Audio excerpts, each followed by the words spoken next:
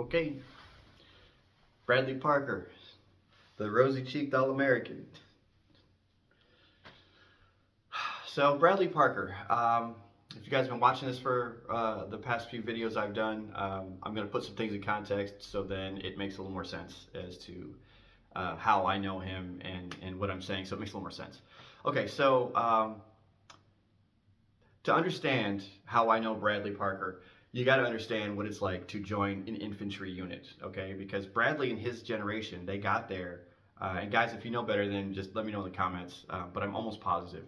Bradley was one of the guys that got there. We had like a month to train him, and all of the guys that showed up with him. Month to train him, go on pre-deployment leave, and deploy, okay?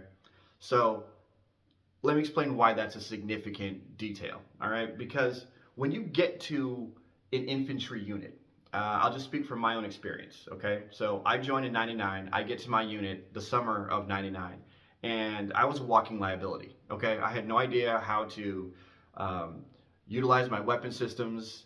I didn't know how to fight. I didn't know how to wear my gear. I didn't know anything about my body as far as keeping hydrated or listening to it. So if I was going to injure myself or if I was pushing too hard or whatever the case is. So the amount of fear that I experienced on a day-to-day basis was ridiculous. The amount of anxiety that I experienced on top of that fear was also ridiculous. So we're like ridiculous times two, right? But then you've got the uncertainty. You've got all the justifications and reasons that I have to not do what I'm doing and everything. And when you stack all that crap up, can you imagine how difficult it is just to function in your day-to-day with a full heart and a clear mind, okay? That was me when I was in Camp Lejeune, the safety and security of Camp Lejeune, where there's laws, there's rules, there's regulations, there's a chow hall. You know, like I'm not in fear of mortar rounds dropping or an enemy attacking or anything like that, okay? Bradley gets to the unit, has just one kind of cobbled together field op. We go on leave and then we're out. So he was experiencing all that fear and anxiety and uncertainty and all that type of stuff on top of the fact that we were in theater. This was his first experience. So he had every justification to show up like a piece of crap. Okay? Like if I was in his position, I don't know if I could have showed up the way Bradley showed up. As a matter of fact, I'm fairly certain I wouldn't have. Because I know how difficult it was for me.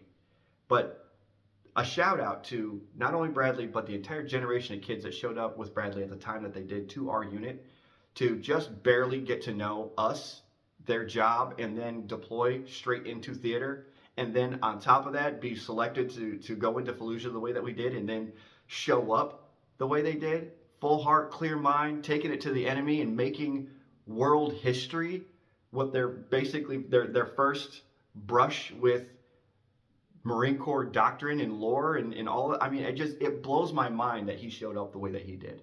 Okay, so that being said, I'll say this about Bradley. Okay, besides, just so you understood his character, that's what that was for.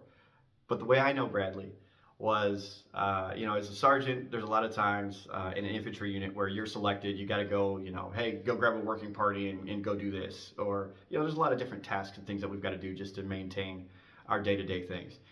And there's always the people that when you select them for the working party or you go get them for the working party, they show up, you're just like, oh, geez, I got to deal with this dude.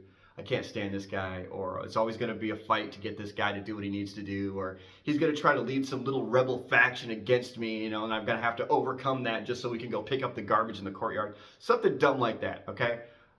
A guy like Bradley, whenever I saw him as one of the guys that was working with me on a working party or a range detail or something like that, I was always like, yes, thank God Bradley's here. I never had to worry about him. He's what we would call a fire and forget weapon, right? Where I could put Bradley on a task and I never had to follow up behind him, hover over him, making sure he was doing things properly and whatnot. And he was a good kid and he had a thirst for knowledge. There were several times he'd pull me aside and he'd be, hey Sergeant, I'm looking at this or I'm looking at that. I'm thinking about, close air support. Okay, well, a kid like Bradley, close air support, like the odds of him touching a radio and calling in fixed wing or rotor wing aircraft or calling in artillery fire, anything like that, like slim to none. It's so far from him. But he wanted to know that stuff. And so he would pick my brain routinely about those things. And I just remember being proud of the fact that a kid like that is in my unit and someone who cares that much and wants to be that competent in spite of all that fear and uncertainty and anxiety and everything like that. He could take all that crap, wad it up, throw it to the side, and go, okay, I want to do my job and I want to do it well. Sergeant Williams, can you teach me how to do that a little bit better? And I wasn't the only one he did that with, I'm sure. There's a bunch of guys, I'm sure, in the unit that could talk about that. So, Bradley, I love you, brother. I know you're looking down on us, and I just want to let you know on the anniversary today, I'm giving you your praises, man. Praises given where praises due. And I appreciate you, little brother. All right.